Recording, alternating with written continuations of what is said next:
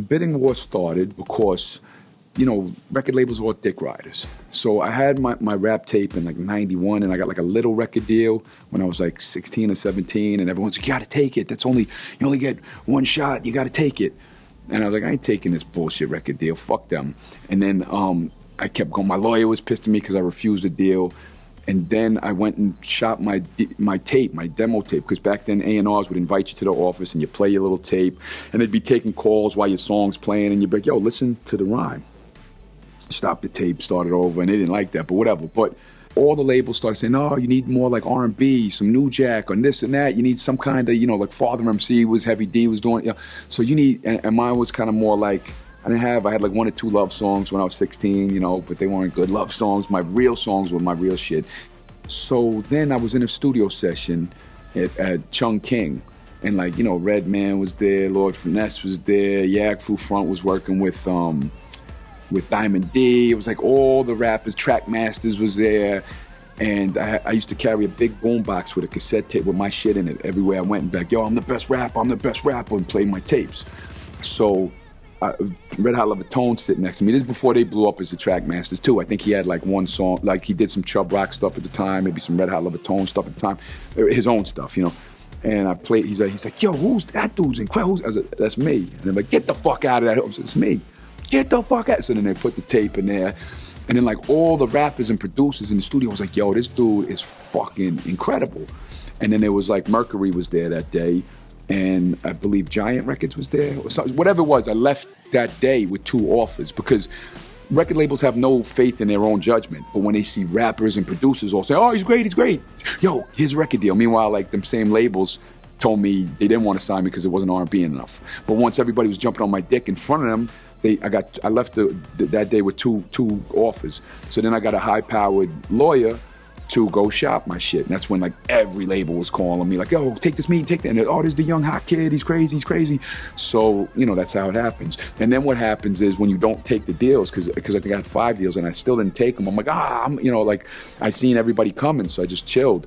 And then what happened was, I you know, like I said, Russell, Lior, all of these guys started calling me, and then that's when everybody started just, you know, whatever you need, we want you. And then it became not about how good my music was, it became about who got the biggest dick and who could sign this. Like, it was like, you know, there's a competition thing. So then it didn't even have anything to do with if my shit was good anymore. It had to do with who's gonna get this project that everybody wants. So then they kept, you know, asking for, you know, give me more and more and more, you know. Now, the reason I signed a Jive was because they told me they'd give me all the creative freedom. I could do whatever the fuck I wanted to do. So that's what it was. They said, you know, I could release it this time. I could do this. I had opportunity to first single, all of this stuff.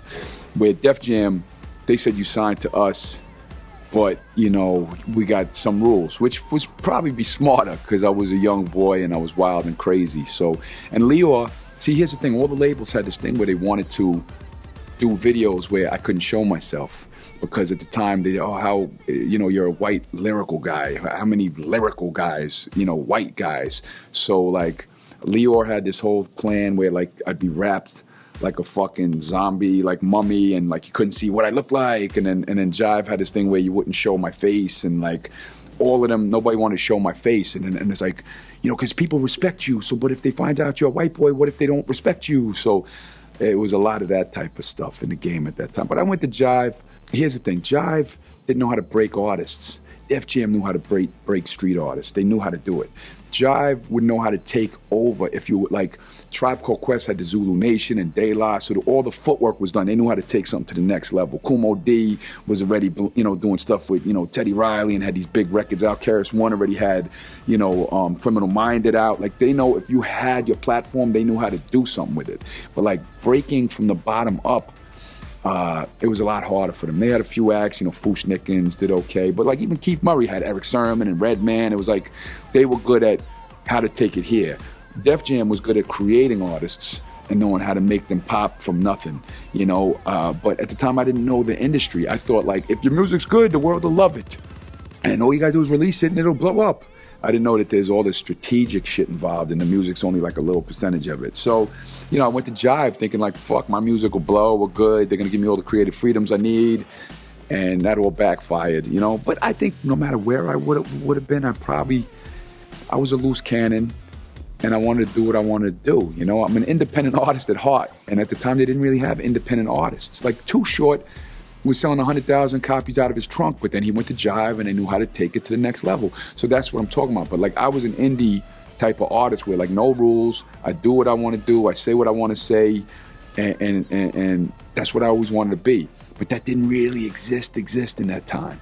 So that's why when I was in the system, I was the, you know, most hated artist on everybody's platform anywhere I was, and that's why, you know, that's why the Blackballed began. And people go, oh, the Blackballed wasn't, no, the Blackballed was 100, 1,000, 1,000,000% real.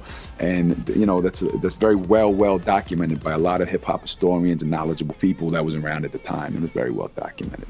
But I'm glad it all went that way, because I struggled in a certain time, and then, you know, you get past the struggle, and that would build your fire and keeps you being so much sharper with your pen than everybody else, because you're not used to being babied and oh, everything's great, you're the greatest artist, you don't have yes men.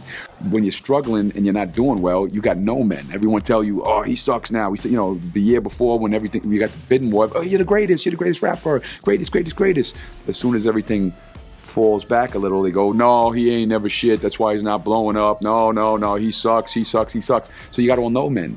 So you're keeping your pen sharper, where like the flip side of that is once you sell records, the world's telling you how great you are, you're great, and your pen game's getting, you know, duller and duller. Oh, it's great still, it's great. So you know, everything that happened to me in life was a blessing, because that's why I got one of the sharpest pens in the game, you know, forever. Till I'm dead, I have one of the sharpest pens in the game, you know.